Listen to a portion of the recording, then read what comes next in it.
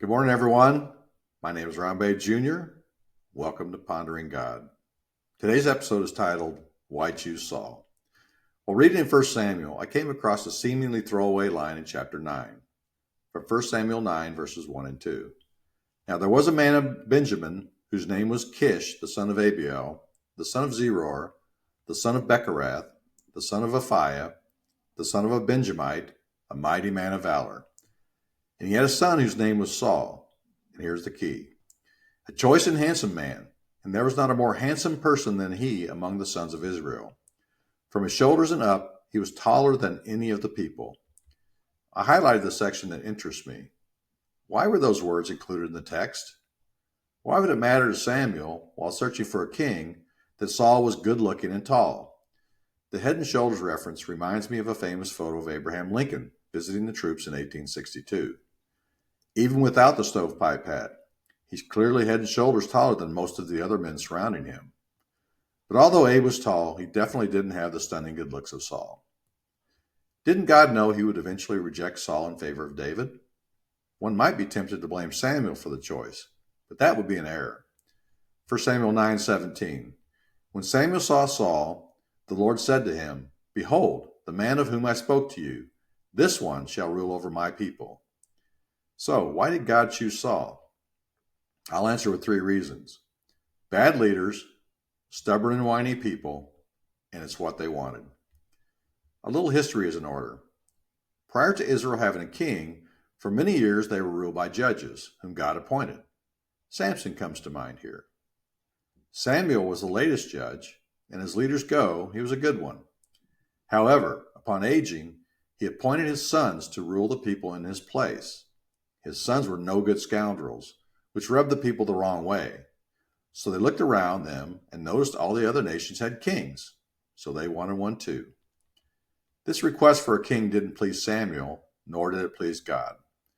Although God relented, he gave the people a warning, much like a parent tells a child, I'll let you have it, but you aren't going to like it.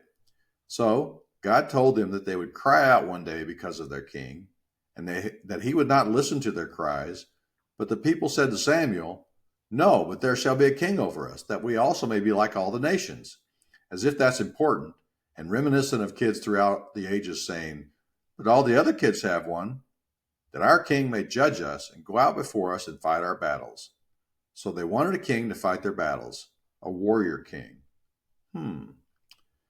There is a phrase repeated in Scripture that I recall from Romans chapter 1. God gave them over.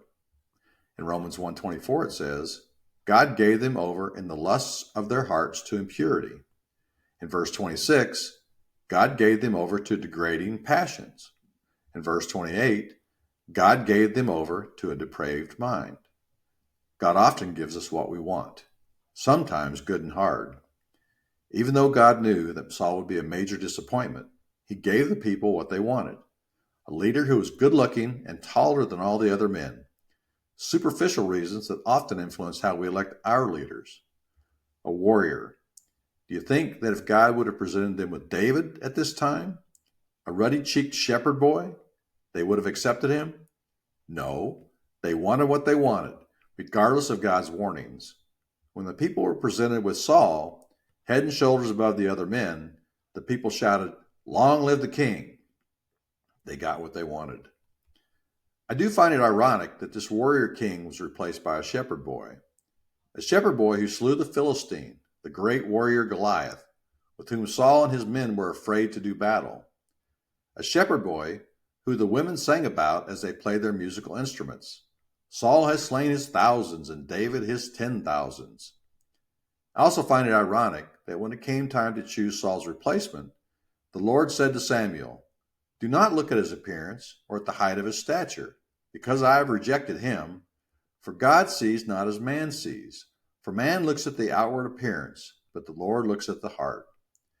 So, with all that said, why did God choose Saul in the first place? To discipline his people, much like he does us. God knows that before we can see things his way, we must first learn our lesson. Thank you all and have a great day.